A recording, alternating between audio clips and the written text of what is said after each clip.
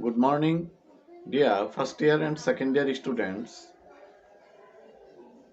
I hope all are safe and sound by the grace of the Almighty Allah. I'm fine also. I'm Muhammad Farhatul Bari, Assistant Professor of English, Jinjira PM Pilot School and College, Jinjira, Dhaka. Okay, dear students, um, we have already discussed the rules of simple, complex, and compound sentences. Today, I am going to indicate some rules of simple, complex, and compound. Okay, dear students, let us see today's lesson.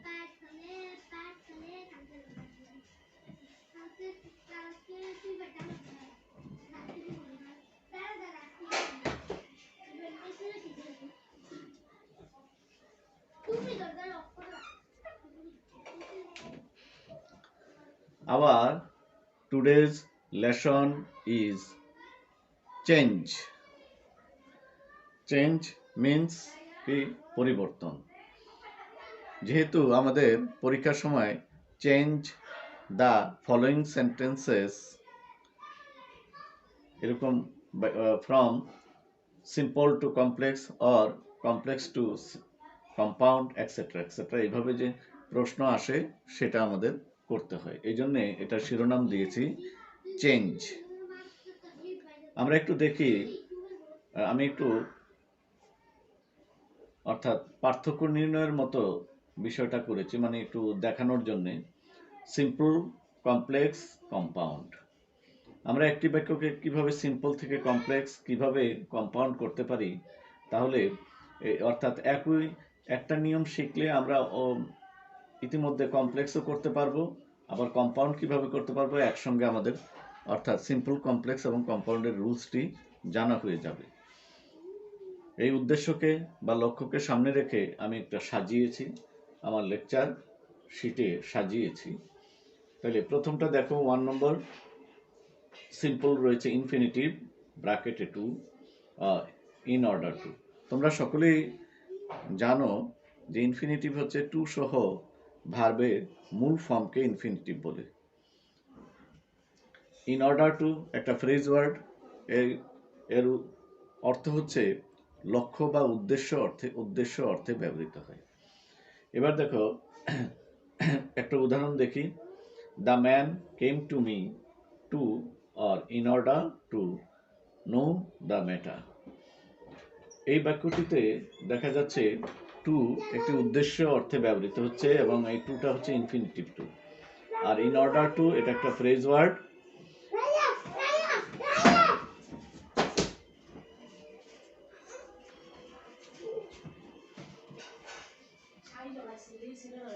এই phrase ওয়ার্ডটা in order to এর পরে phrase ওয়ার্ডটার পরে কি রয়েছে, know the matter.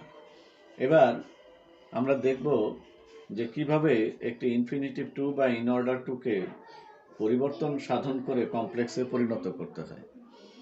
এবার দেখো complex sentence আমরা তৈরি করব। এখন গঠন কিভাবে করব, এই ইনফিনিটিভ টু কিংবা ইন অর্ডার টু এর পরিবর্তে আমরা সো দ্যাট বা ইন অর্ডার দ্যাট ব্যবহার করব। এই দুটি বাক্যাংশ যেহেতু যুক্ত হয়েছে টু এবং ইন অর্ডার টু দ্বারা, এই একটি বাক্যাংশ এবং এই একটি বাক্যাংশ যুক্ত হয়েছে, তাহলে টু এবং ইন অর্ডার টুকে যেহেতু সিম্পল সেন্টেন্সের চিহ্ন, একে সরিয়ে দেব। সরিয়ে দিয়ে আমরা কি করব, so that oblique in order that যে কোনো একটি ব্যবহার করে আমরা এটাকে কমপ্লেক্সে পরিণত করব। এবার একটি সেন্টেন্সকে সিম্পল থেকে কমপ্লেক্স করতে হলে প্রথমে দেখতে হবে কোন চিহ্নটি সিম্পল সেন্টেন্সকে ধারণ করছে। তাহলে টু অথবা ইন অর্ডার টুটা সিম্পল সেন্টেন্সকে ধারণ করছে। এবার আমরা পাশাপাশি দেখব যে এই বাক্যটি কি পজিটিভ সেন্সে রয়েছে নাকি নেগেটিভ সেন্সে রয়েছে। তাহলে যদি পজিটিভ সেন্সে থাকে তাহলে এই টু অথবা ইন অর্ডার টু এর পরিবর্তে সো দ্যাট বসাবো এবং সো দ্যাটের পরবর্তী অর্থাৎ সাবজেক্টের পরে আমরা যদি এই ভার্বটি প্রথম বাক্যাংশের ভার্বটি পাস্ট টেন্স থাকে তাহলে সেক্ষেত্রে আমরা কুড বসাবো। আবার যদি এটা প্রেজেন্ট টেন্সে থাকতো তাহলে আমরা ক্যান বসাতাম। তারপরে লক্ষণীয় বিষয় যে সো দ্যাট ইন অর্ডার দ্যাটের পরে দেখো হি ব্যবহার করেছে এবং কুড বসিয়েছে, কারণ এটা হচ্ছে পাস্ট টেন্সে এবং যেহেতু দুটি বাক্যাংশই পজিটিভ অর্থাৎ পজিটিভ সেন্সে রয়েছে এই জন্য কুডের পরে আর নট ব্যবহার করা যাচ্ছে না।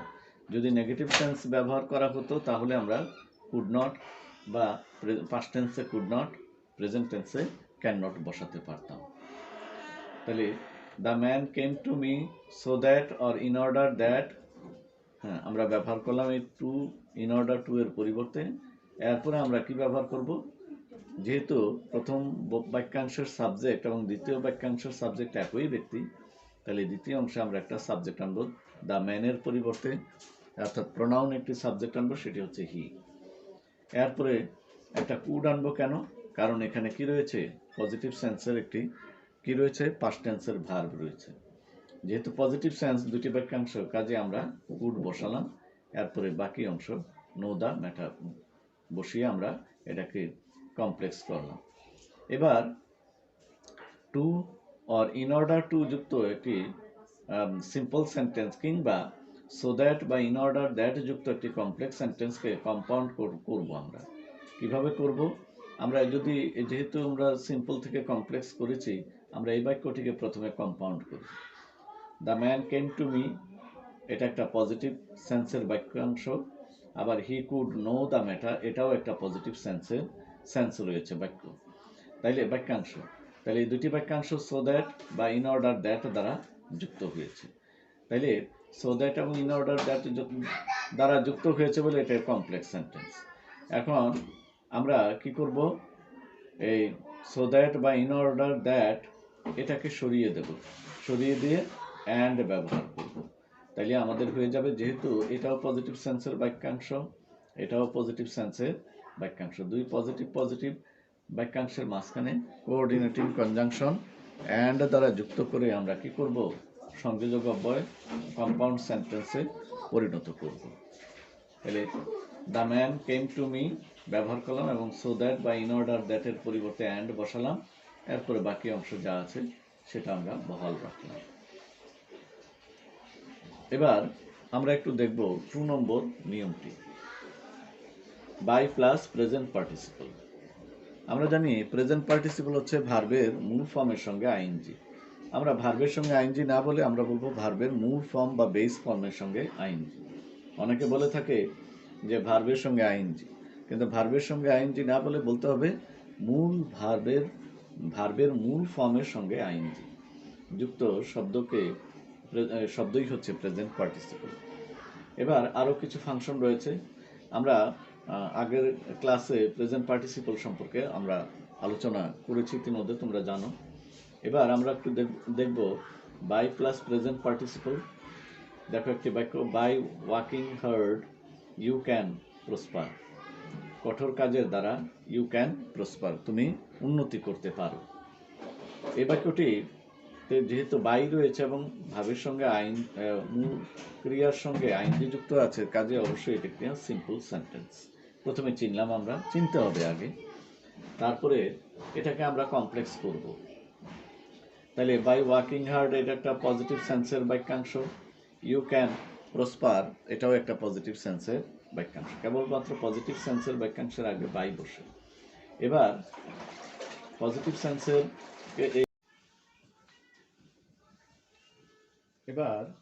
এই পজিটিভ সেন্সের এই বাক্যকে আমাদের কি করতে হবে, কমপ্লেক্স করতে হবে।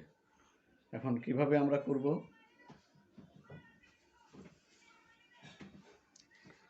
আমাদের প্রথমে আমরা দেখতে পেয়েছি যে বাই হচ্ছে সিম্পল সেন্টেন্সের চিহ্ন এবং ভার্বের সঙ্গে আইএনজি যুক্ত অংশটি হচ্ছে সিম্পল সেন্টেন্সের চিহ্ন। কাজেই এই বাই এবং আইএনজি যুক্ত অংশটির এই আইএনজি এটাকে সরিয়ে দিতে হবে। তাহলে কিভাবে সরাবো? সরাবো অবশ্যই ইফ দিয়ে। তাহলে ইফ আনলাম, তারপরে আসো প্রথম বাক্যাংশে কিন্তু কোনো সাবজেক্ট দেওয়া নেই, কিন্তু দ্বিতীয় বাক্যাংশে কিন্তু সাবজেক্ট স্পষ্টভাবে দেওয়া আছে। তাহলে দ্বিতীয় বাক্যাংশের সাবজেক্টকে আমি কি করলাম? প্রথম বাক্যাংশে আনলাম, অর্থাৎ প্রথম বাক্যাংশের কাজ আর দ্বিতীয় বাক্যাংশের কাজ একই ব্যক্তি কিন্তু করবে। কাজেই ইউটা আনলাম, ইউ পেয়ে গেলাম, অতীব সহজে আমি পেয়ে গেলাম। তাহলে ইফ ইউ, তারপরে আনলাম এখানে যেহেতু আইএনজি সরিয়ে দিলাম বা ইউ সরিয়ে দিলাম, তাহলে কি থাকবে? ওয়াক। তারপরে হার্ড বাকি অংশ, এরপরে আমি দ্বিতীয় বাক্যাংশ যা আছে সেভাবে আমরা উঠিয়ে দেব বা লিখে ফেলবো। তাহলে আমাদের কি হয়ে যাবে? একটি কমপ্লেক্স সেন্টেন্সে পরিণত হয়ে যাবে সিম্পল সেন্টেন্সটি। এবার আমরা দেখব কিভাবে কম্পাউন্ড সেন্টেন্স করা যায় এই বাক্যটিকে। তাহলে বাই, ওই অ্যাজ ইউজুয়াল আগের মতোই বাই এবং আইএনজি যুক্ত অংশটি সরিয়ে দিতে হবে। তাহলে কি থাকবে? Work hard. এবং এটা যেহেতু পজিটিভ সেন্সের বাক্যাংশ এবং দ্বিতীয়টিও পজিটিভ সেন্সের বাক্যাংশ, তাহলে দুই পজিটিভ সেন্সের বাক্যাংশের মাঝখানে অ্যান্ড বসিয়ে আমরা কি করতে পারি? কম্পাউন্ড সেন্টেন্সে পরিণত করতে পারি। কারণ অ্যান্ড হচ্ছে পজিটিভ কিংবা নেগেটিভ বাক্যাংশের মাঝখানে বসে। তাহলে ওয়ার্ক হার্ড এটা একটা পজিটিভ সেন্সের বাক্য, ইউ ক্যান প্রসপার এটাও একটা পজিটিভ সেন্সের বাক্যাংশ।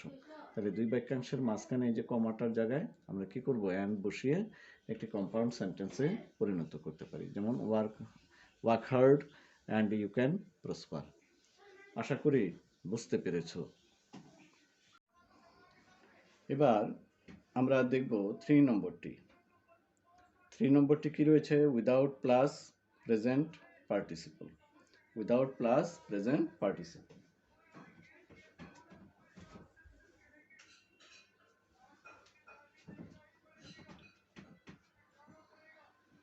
এই উইদাউট প্লাস প্রেজেন্ট পার্টিসিপল যুক্ত এই বাক্যটিকে অর্থাৎ সিম্পল সেন্টেন্সটিকে আমাদের কমপ্লেক্স করব এবং আমরা পরবর্তীতে এটাকে কম্পাউন্ডও করব।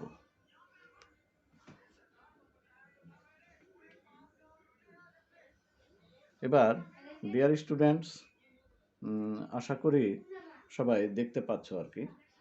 তাহলে উইদাউট একটি নেগেটিভ সেন্সের শব্দ, তাহলে নেগেটিভ সেন্সের শব্দযুক্ত যে বাক্যাংশটি সেটিও নেগেটিভ সেন্স হবে, এবং পরের বাক্যাংশটি অবশ্যই ক্যান নট আছে বলে এটিও নেগেটিভ সেন্স রয়েছে।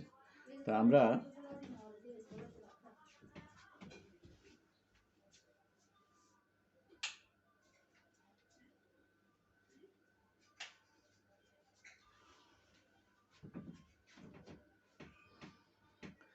তাহলে এই যে আমাদের এই নেগেটিভ সেন্স যুক্ত এই সিম্পল সেন্টেন্সকে আমরা কমপ্লেক্স কিভাবে করতে পারি?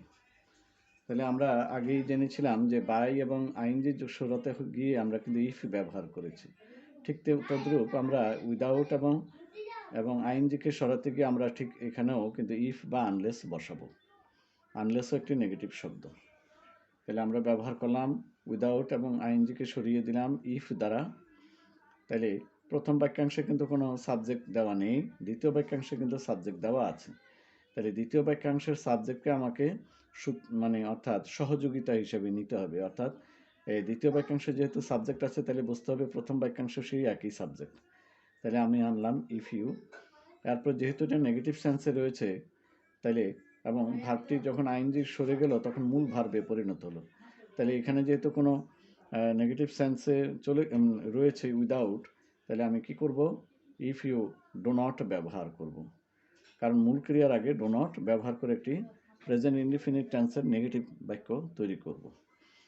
তাহলে if you do not work hard you can not, বাকি অংশ যা আছে সেটা বসিয়ে আমরা কি করতে পারি? কমপ্লেক্স সেন্টেন্স করতে পারি। এবার আমরা দেখব যে কিভাবে অর দিয়ে অরের মাধ্যমে কিভাবে একটি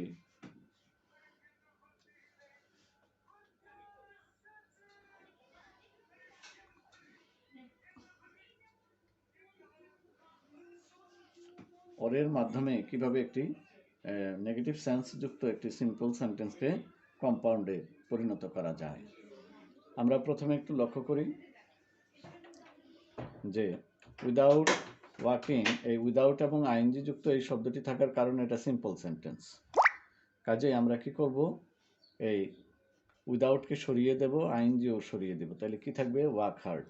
তাহলে ওয়ার্ক হার্ড হয়ে গেল একটা পজিটিভ সেন্সের বাক্যাংশ, এবং পরের বাক্যাংশটি তখন নেগেটিভ সেন্সে রইল। তাহলে পজিটিভ সেন্সের বাক্যাংশ প্লাস নেগেটিভ সেন্সের বাক্যাংশের মাঝখানে কিন্তু অর বসে, এবং অর নামক এই কনজাংশনটি তোমার দুটি বৈপরীত্য প্রকাশক দুটি শব্দ বা বৈপরীত্য প্রকাশক দুটি বাক্যাংশের মাঝখানে বসে। তাহলে ওয়ার্ক হার্ড এটা হচ্ছে পজিটিভ সেন্সের বাক্যাংশ, ইউ ক্যান নট প্রসপার এটা হচ্ছে নেগেটিভ সেন্সের বাক্যাংশ। এই দুইটি বাক্যাংশের মাঝখানে অর বসে আমরা কি করতে পারি, কম্পাউন্ড সেন্টেন্স তৈরি করতে পারি। আশা করি বুঝতে পেরেছো, একটুখানি লক্ষ্য করো সবাই।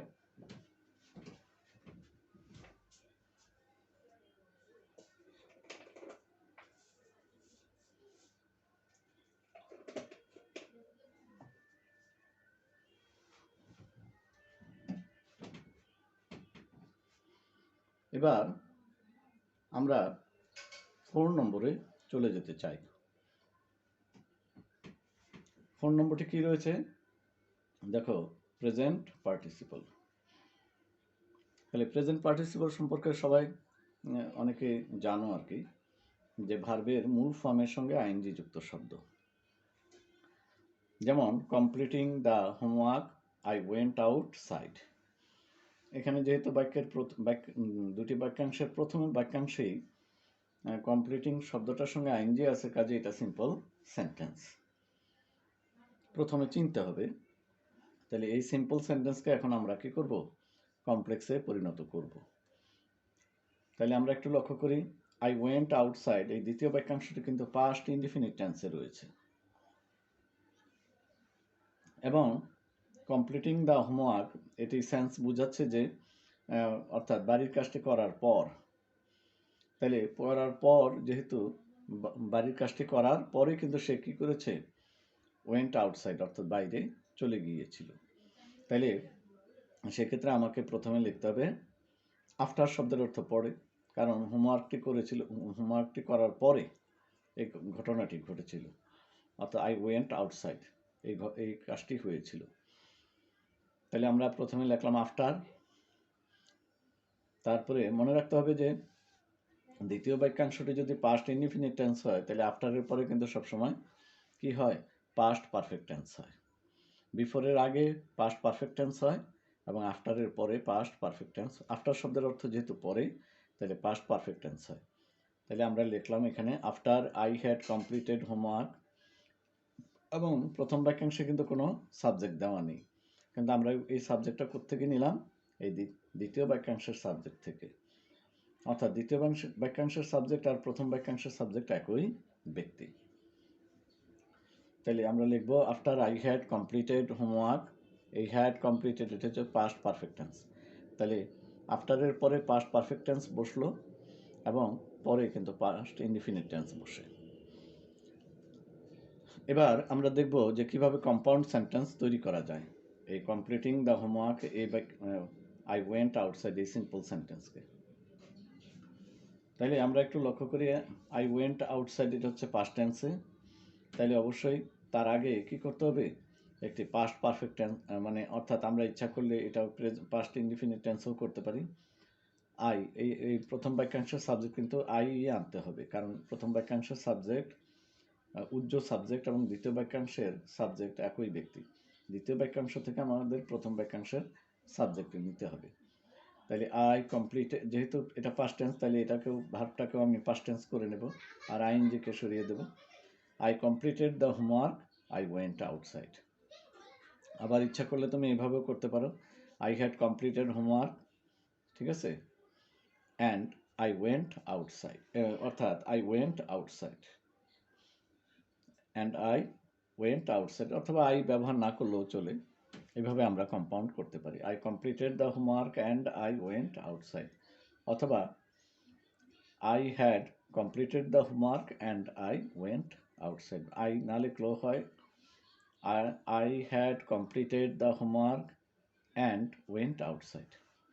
একই ব্যক্তি বলে বারবার ব্যবহার না করলেও চলে দ্বিতীয় বাক্যাংশে। এবার আমরা দেখব 5 নম্বরটি। প্রেজেন্ট পার্টিসিপল যুক্ত একটি বাক্যকে অবশ্যই আমরা সিম্পল সেন্টেন্স বলবো। I saw a little boy running towards me. I saw, এখানে দুইটি ভার্ব রয়েছে। আই স মানে আমি নামক ব্যক্তি দেখেছিল, আর একটি বালক হেঁটে চলে যাচ্ছিল, মানে দৌড়ে আসছিল তার দিকে, সেই দৌড়ানো আরেকটি ভার্ব। তাহলে এই কাজটি করেছিল দেখেছিল আই নামক ব্যক্তি, আর বালকটি দৌড়ে আসছিল, সে দৌড়ের কাজটি বালকটি করছিল। তাহলে দুটি বাক্যাংশ কিন্তু রয়েছে। তাহলে যেহেতু ভার্বের সঙ্গে আইনজি রয়েছে, কাজে এটা অবশ্যই একটি সিম্পল সেন্টেন্স। এই আইনজি যুক্ত এই সিম্পল প্রেজেন্ট পার্টিসিপল যুক্ত এই সিম্পল সেন্টেন্সকে কমপ্লেক্স করতে গেলে আমাকে দুটি রিলেটিভ প্রোনাউন ব্যবহার করতে হবে। কীভাবে করব? I saw a little boy প্রথমে লিখলাম, এরপর আমরা হু ব্যবহার করলাম। হুটাকে ওই যে আ লিটল বয়, অর্থাৎ রিলেটিভ প্রোনাউন তার অ্যান্টিসিডেন্টের অর্থাৎ পূর্ববর্তী কোনো নামজাতীয় শব্দের পরিবর্তে বসে, অথবা কোনো বস্তুবাচক শব্দের পরিবর্তে বসে।